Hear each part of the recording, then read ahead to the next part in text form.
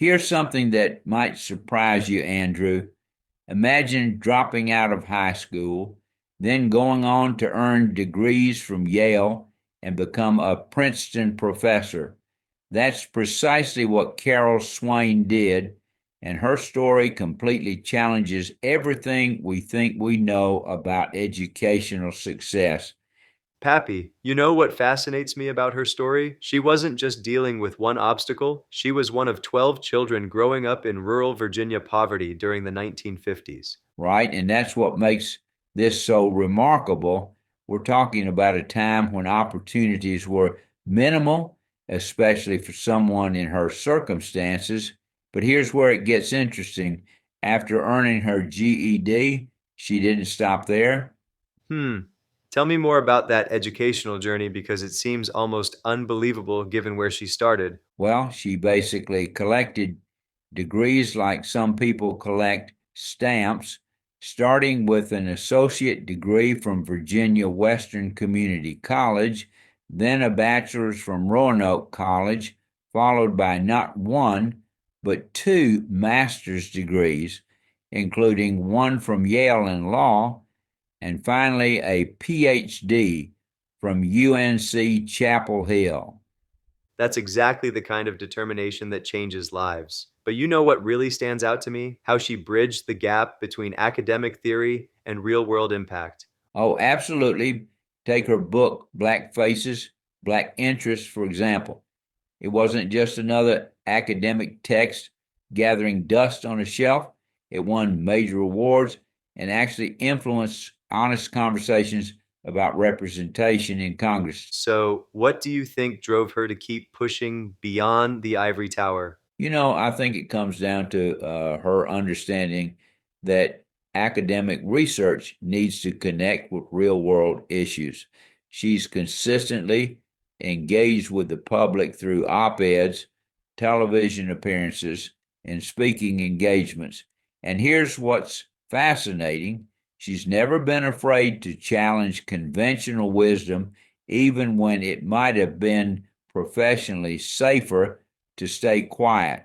Well, that's particularly interesting given her conservative viewpoints on issues like immigration and race relations, not exactly mainstream positions in academia. Right? And that's what makes her story even more compelling. She's managed to maintain her academic credibility while taking positions that often put her at odds with her colleagues. But here's the thing: she's always backed up her arguments with rigorous research and personal experience. Hmm. And that combination of scholarly work and lived experience gives her a unique perspective that's hard to dismiss. Exactly. And it's particularly relevant today when we're having such intense discussions about social mobility and educational opportunity. Her journey shows both the obstacles that exist and the possibility of overcoming them, though we have to be careful not to use her exceptional story to minimize systemic barriers. That's such an important distinction. Her success is inspirational, but not necessarily replicable for everyone facing similar circumstances. Um, yeah, and I think that's something she herself acknowledges in her work. While she emphasizes personal responsibility, she's also been critical of structural barriers that make such journeys difficult. It's like she's walking this fine line between encouraging individual agency and recognizing systemic challenges. And now that she's retired from her faculty position, she seems more engaged than ever in public discourse. That's right. She's taken on this role as a public intellectual that goes beyond traditional academic boundaries. She's showing that expertise doesn't have to be confined to university halls, it can and should be part of broader societal conversations.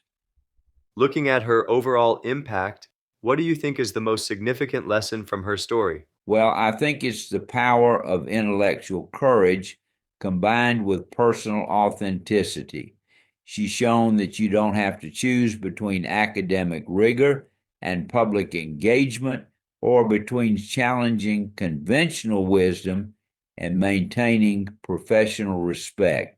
But perhaps more importantly, she's demonstrated that where you start doesn't have to determine where you end up. Pappy, and that's particularly powerful in today's context of ongoing debates about education and social mobility. Exactly, Andrew. Her story isn't just about individual achievement, it's about the transformative power of education and the importance of bringing diverse perspectives into academic and public discourse. That's something we need now more than ever.